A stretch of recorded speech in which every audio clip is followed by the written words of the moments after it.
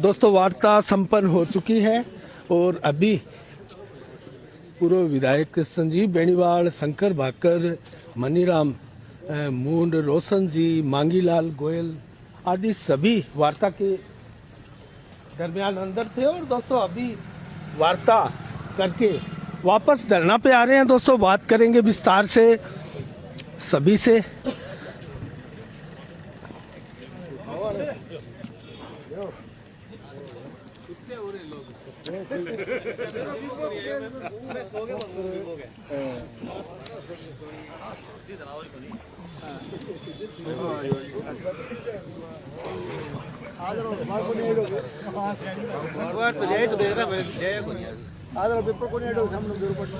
तो दोस्तों जानते हैं पूर्व भाजपा विधायक संजीव बेनीवाल से क्या हुई वार्ता और किस प्रकार से अब आगे की रणनीति रहेगी। आप विधायक जी क्या हुआ वार्ता में, विस्तार से बताएं। एक बार शंकर जी बात कर चलो शंकर जी से पूछते हैं। शंकर जी क्या हुआ बताएंगे आपको। ये है अनिल जी, मैं पहली धरनो लगायो मीटे में वही निर्णय करो भी जत्तानी बीमो खाते में नहीं आओगो इत तक है मारो धरनो अनवर्त है अनिश्चितकालीन जारी रहेगो।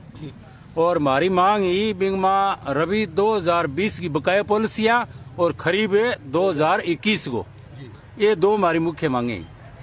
तो महारोज को 20 तारीख ने जन आक्रोश सभा हुई। बिंग बाद में मैं अठज को एसडीएम कार्यालय घेराव करो। बिंग माँ एसडीएम मैडम ऊपर उच्च अधिकारियों कलेक्टर साहब बात करके आदरणीय हमारा नेता संजीव बेनीवाल जी ने विश्वास दिलायो कह भी रबी 2020 को जो बीमो है वो 30 तारीख ताई थारे खाते में आ जाएगो। और करीब 2000 की मीटिंग चलन लग रही है, बारे में विस्तृत वार्ता चलन लग रही है। इंगो थे थाने में बाद में बतावांगा, निश्चित आश्वासन कौन दिया। ये दो बातें हुई। तो सब पहले तो कलेक्टर साहब को और एसडीएम मैडम को मैं धन्यवाद करना चाह कि भाई आपकी बात पर पूरा रहा।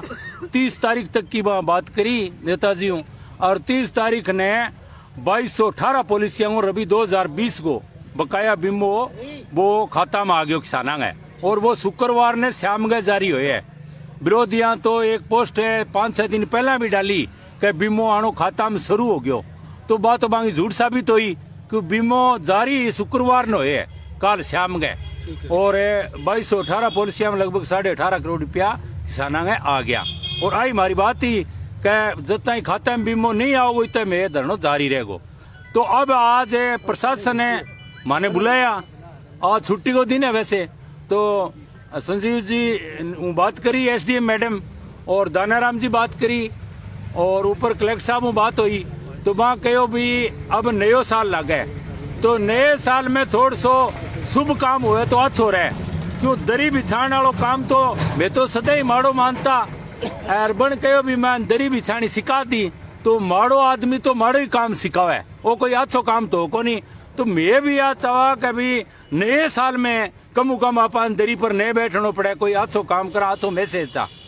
तो ये लिए हमारी मीटिंग हुई आज और हमारी वार्ता बिल्कुल सार्थक रही है। बैंक में मुख्य मांगे हुई है कि रबी 2020 में अगर किंग सिंगल पॉलिसी है किसान की, कोई कारणवश बिंगो बीमो नहीं आयो तो बे सारा माने एप्लीकेशन और पॉलिसी नंबर सागे लगा के मोबाइल नंबर लिख के किसान आपकी आईडी लगा के और माने इकट्ठी करके ला दो बांगो बीमो निश्चित तौर खाते में आ जाएगो। किसी कारणवश से जो सिंगल पॉलिसी को किसाना को नहीं आए है, चाहे वो कोऑपरेटिव सोसाइटी को है या चाहे कोई अन्य बैंक को है, बा किसानों तो मारो निवेदन हो है कि भाई आपकी एप्लीकेशन लिखा के और वह पॉलिसी नंबर और मोबाइल नंबर और आपकी आईडी लगा के वह चीजा माने लिख के ले दें और 5-6 दिन के अंदर अंदर ले दें। सोमवार को कहे यहाँ, बाकी मंगलवार ने कहा इकट्ठी में दे दें तो वो आ जा। बाकी पॉलिसियां में आ कहे कि जिसकी 3437 पॉलिसियां बकाया अनिल जी, तो बम 2218 आ गई। तो बाकी जकी आने आ रही है या नहीं आने आ रही है तो बाकी वस्तु स्थिति स्पष्ट करी जाए कि भाई इस किसान का किस कारण से बीमा नहीं आया है। बा भैया प्रशासन कहे है, मैडम कहे कि बा मैं थाने सारी बात बता देंगा कि भी इसका बीमा इस कारण से नहीं आया।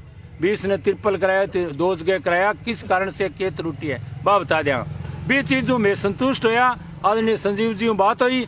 और दूसरी जी की मांग हमारी खरीब 2021 की बिंग माँ दानाराम जी तो हालांकि 15 तारीख पकड़ी है कि 15 जनवरी से पहले पहले आपका बीमा डाल देंगे, लेकिन आदरणीय नेताजी ने 10 दिन और दिए, यानी 26 जनवरी को टाइम दिया है।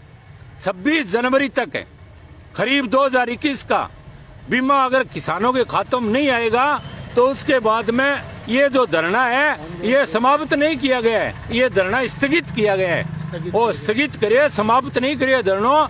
26 जनवरी तक है 2021 को बीमो किसानों के खाते में आ जाएगो तो ठीक है, नहीं वरना 26 जनवरी के बाद में फिर आई प्रक्रिया में दोबारा अपनावांगा।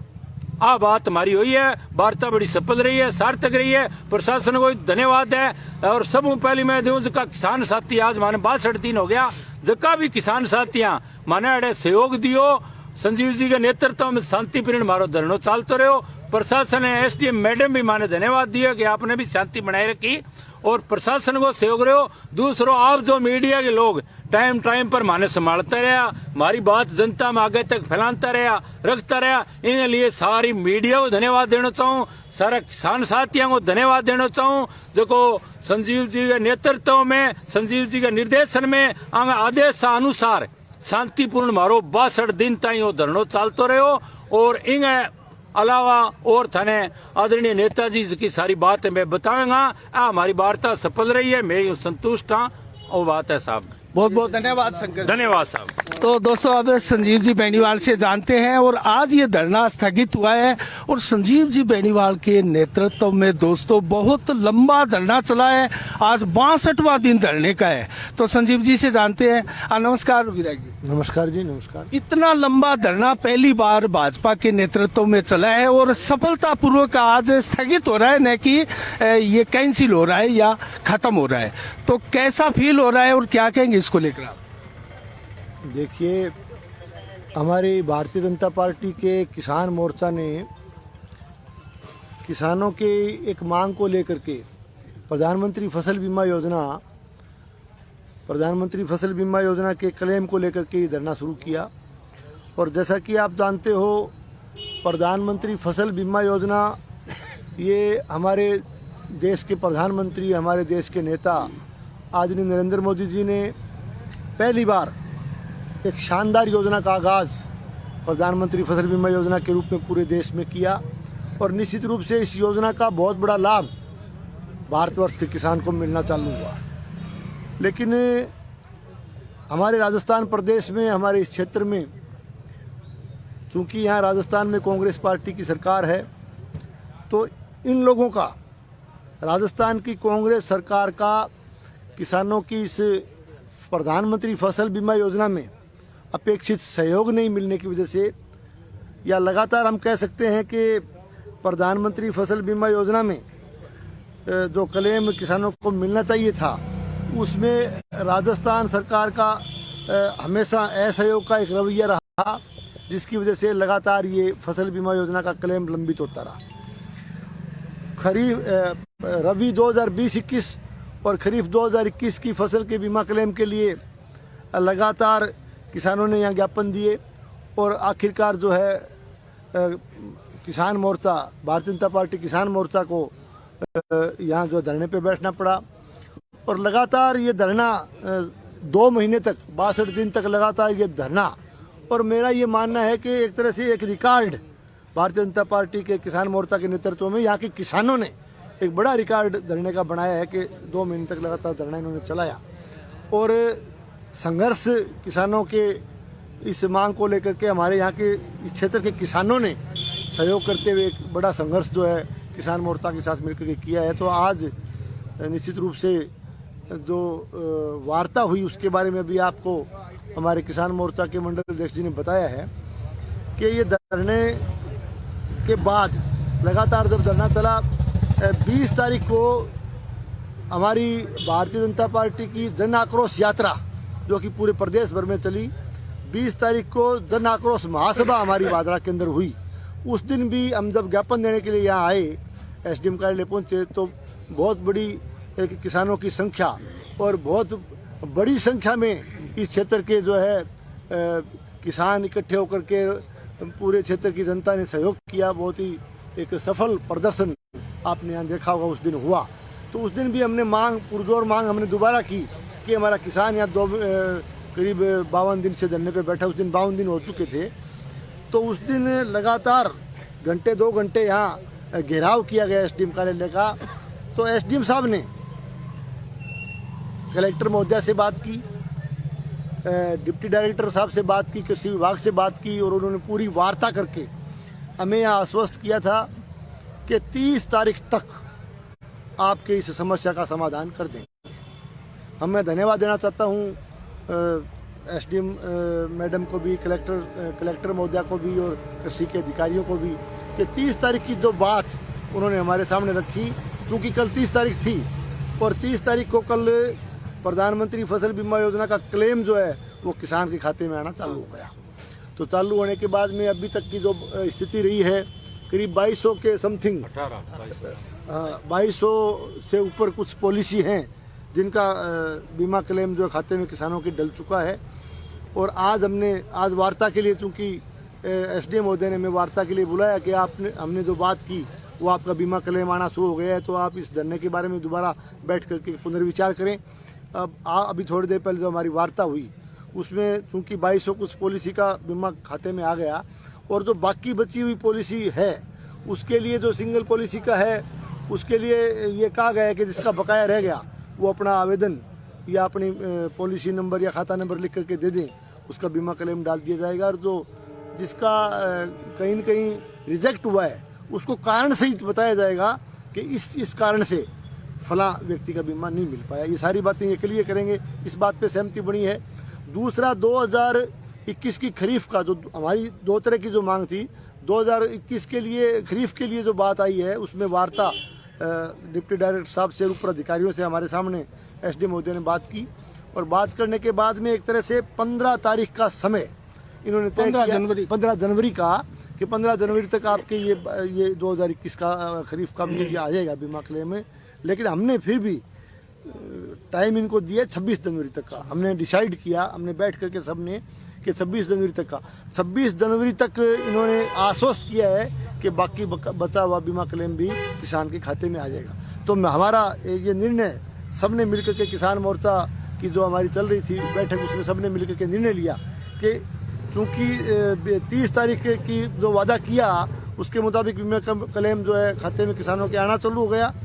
और दूसरा, इन्होंने 26 तारीख के लिए कहा है, तो हम एक बार, क्योंकि इस संघर्ष के बदौलत जो है किसान को बीमा क्लेम मिलना शुरू हो गया, और एक सकारात्मक दिशा में कदम जो है सरकार ने बढ़ाए हैं बीमा क्लेम देने के लिए। तो एक बार इस धरने को हमारे किसान मोर्चे ने निर्णय लिया है कि इस धरने को एक बार स्थगित करने का निर्णय लिया गया है। और स्थगित करने का मतलब ये है कि यदि जो बकाया जो मांगे हैं वो पूरी समय पर नहीं हो पाएगी तो किसान मोर्चा इस संघर्ष को आगे बढ़ाने का काम करेगा। अब इस मौके पर जो सकारात्मक बातें, जो वादा, जो आश्वासन 20 तारीख को दिया गया, आज 30 तारीख की जो बात पकड़ी, उस 30 तारीख के ऊपर जो है किसान के खाते में बीमा क्लेम आना शुरू हो गया। तो मैं प्रशासन को, एसडीएम महोदया को, कलेक्टर महोदया को और पूरे कृषि विभाग को और सारे प्रशासन अधिकारियों को मैं बहुत बहुत धन्यवाद देता हूं कि उन्होंने अपनी बात जो किसानों के सामने रखी उसको एक तरह से उस पर इन्होंने प्रयत्न करके बीमा दिलवाना चालू किया है। मैं इस मौके पर सभी किसान साथियों को, हमारे किसान मोर्चा के और पार्टी के भी सभी पदाधिकारियों को, कार्यकर्ताओं को, इलाके के सभी किसान भाइयों को और बाकी प्रेस के मेरे साथियों को, सबको, मीडिया को, मैं सबको बहुत बहुत धन्यवाद देना चाहता हूं इस मौके पर कि सबका संपूर्ण सहयोग और विशेष सहयोग इस धरने के दौरान जो है किसान मोर्चा के कार्यकर्ताओं को मिला। मैं आप सबको एक बार पुनः बहुत बहुत धन्यवाद देता हूं और नव वर्ष की बहुत बहुत शुभकामनाएं देते हुए मैं एक बार पुनः कहना चाहता हूं कि किसान के हित में भारतीय जनता पार्टी का संघर्ष हमेशा जारी रहेगा। और चूंकि एसडीएम महोदया ने भी आज एक तरह से सबके सामने बात रखी, चूंकि कल नव वर्ष लग रहा है,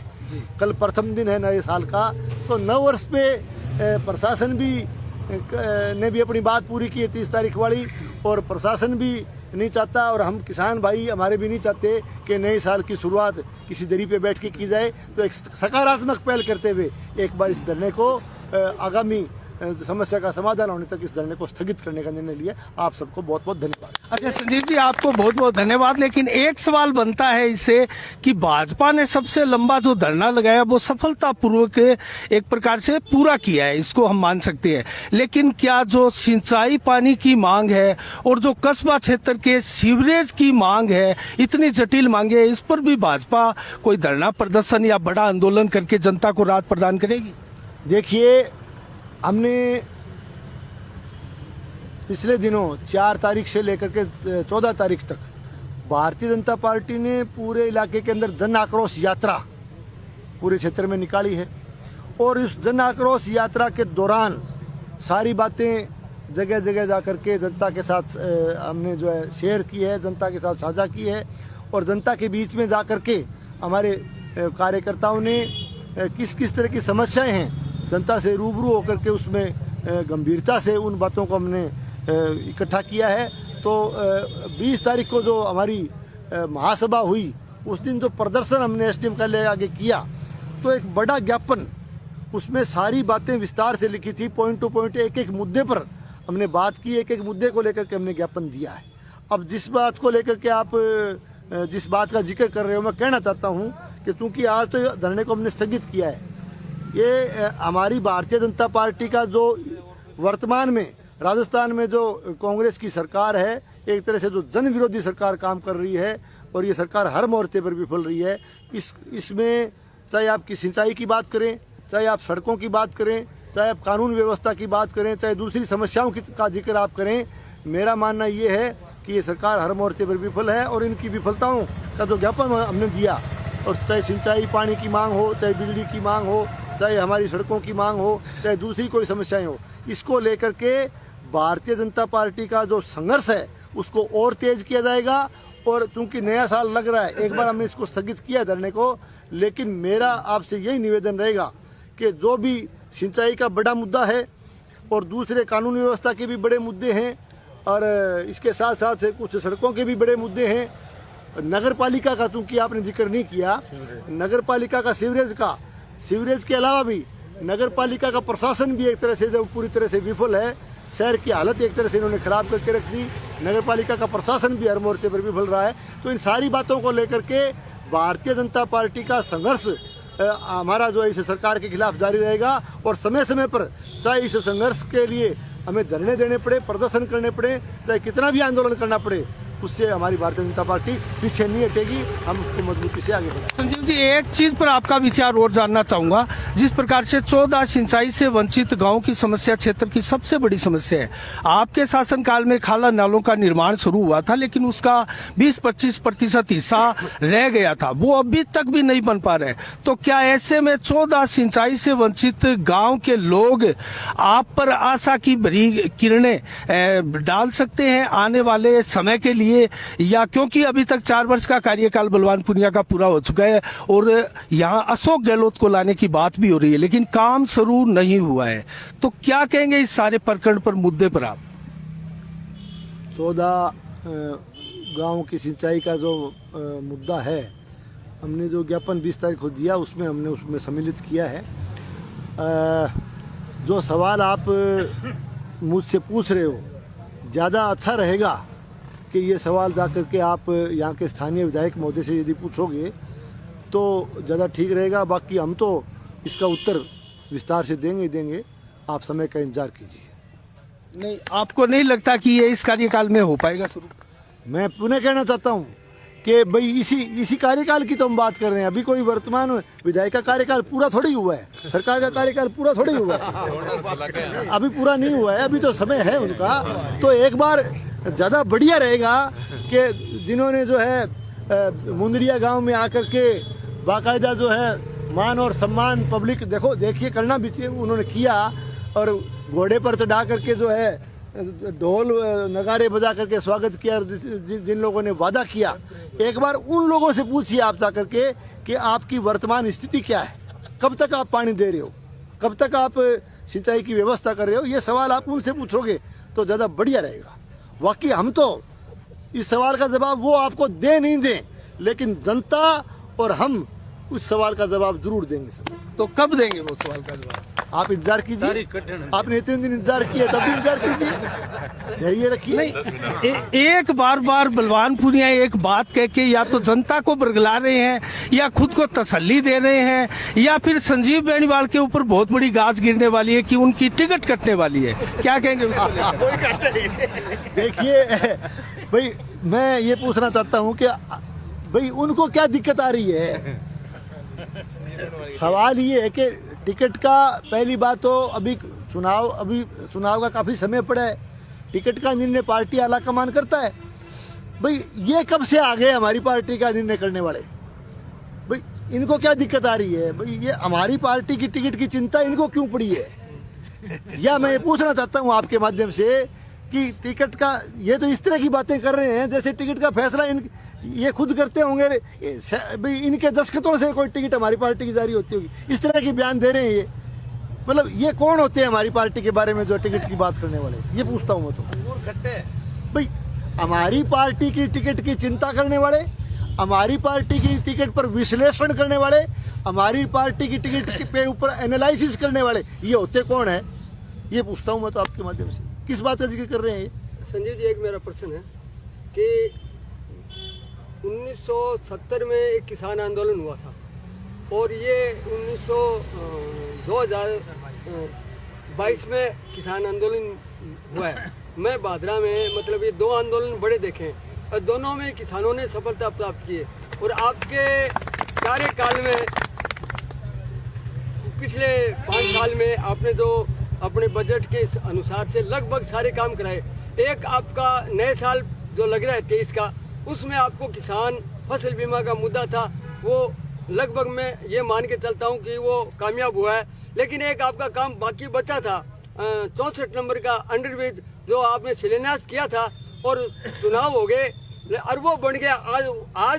आज की तारीख में जो रेलवे की जो लाइनें हैं उसके नीचे से ब्लॉक्स गिर गए हैं, यानी वो 1 जनवरी को उसके नीचे से आदमी निकलने लग जाएंगे, बाकी डेंटिंग वेंटिंग होती रहेगी। तो ये भी आपकी बहुत बड़ी सफलता हुई है, उसके बारे में आप RUB C64 का आप शायद जिक्र कर रहे हो।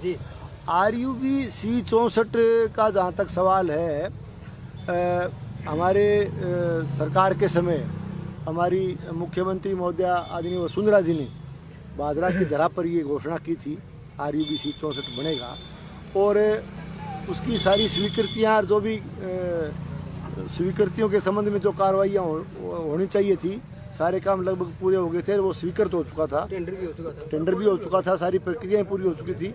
लेकिन उसके बाद में सरकार बदल गई और निश्चित रूप से ये काम बहुत पहले हो जाना चाहिए था।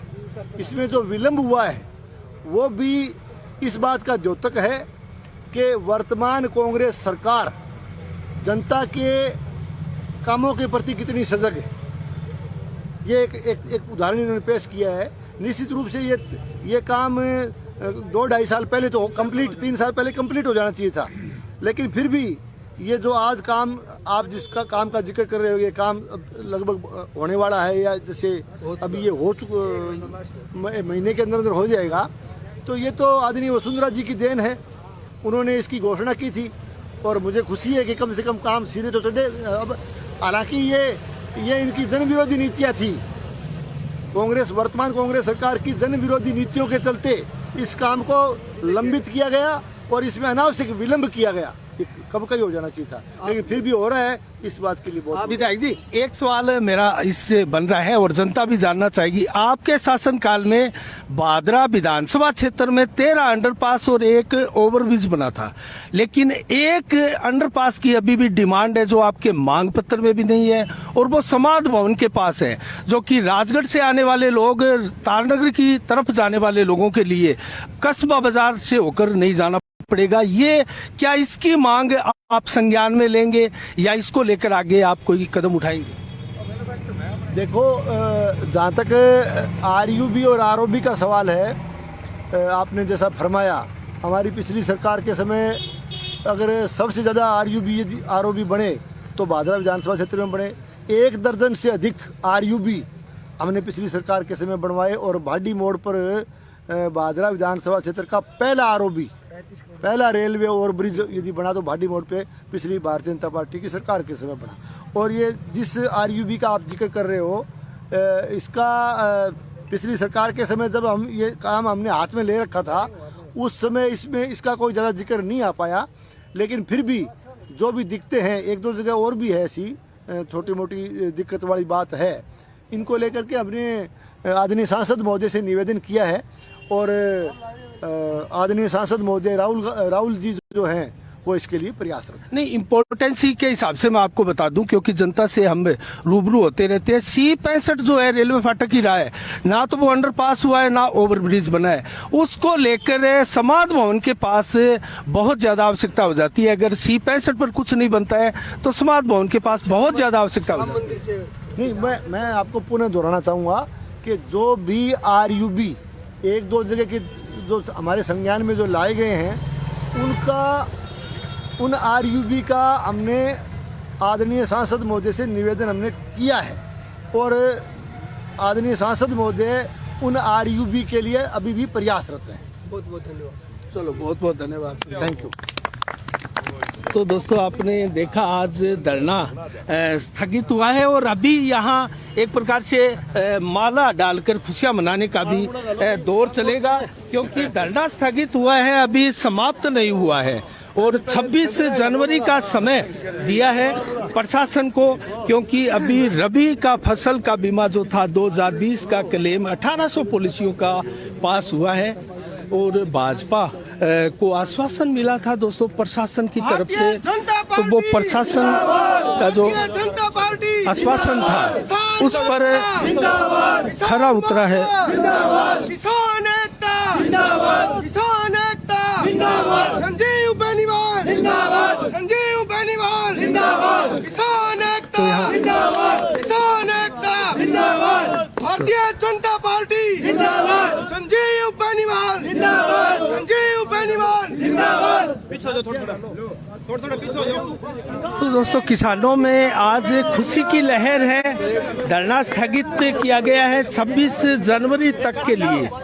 और यहाँ जो धरने पर बैठे थे अलग अलग समय में, दोस्तों जो धरने पर बैठे थे उन सबका सम्मान किया जा रहा है। और ये खुशी का पल है किसानों के लिए। रबी का जो फसल का बीमा क्लेम था वो 1800 पॉलिसियों का किसानों के खातों में शुक्रवार को आ चुका है। और 30 दिसंबर का समय लिया था प्रशासन ने वार्ता के दौरान।